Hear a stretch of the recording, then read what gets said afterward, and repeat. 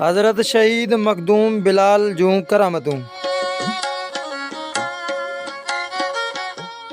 तोहफ़तुल किराम जे साहिब संदसि निस्बत लिखियो आहे त हज़रत मखदूम बिलाल राति जो पाणी सां भरियल हिकु कूनार में वेहंदो हो त ज़िकिर जे जोश ऐं हाल जे गलबे खां पाणी जांडराह वांगुरु चकर हणणु लॻंदो हो।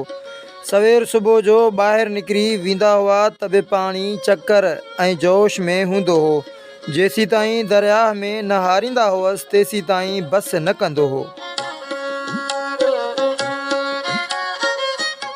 हिकु भेरे सुल्तानुल आरिफ़ीन हज़रत मखदूम बिलाल रहमतुल्लाह अलैह हज़रत लाल शहबाज़ कलंदर जी ज़ियारत लाइ टलटी खां सेवण वञी रहिया हुआ ऐं दरिया टपण जे ख़्याल खां ॿेड़ी में चढ़ी वेठा।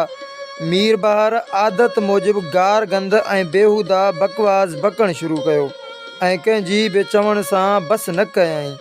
हज़रत मखदूम बिलाल जन पंहिंजे टोपी मुबारक खणी मीर बहार जे मथे ते रखी।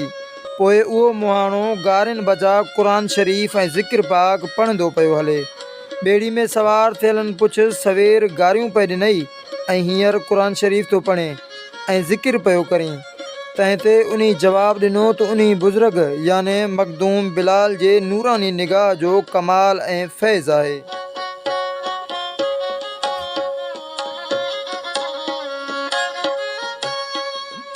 पोइ पाण उन मुहाणे खे मुखातिब थी फ़रमायूं अबा इहो ज़िकिर करणु ऐं क़ुर शरीफ़ पढ़णु तुंहिंजे नसल में क़यामत ताईं हलंदो रहंदो।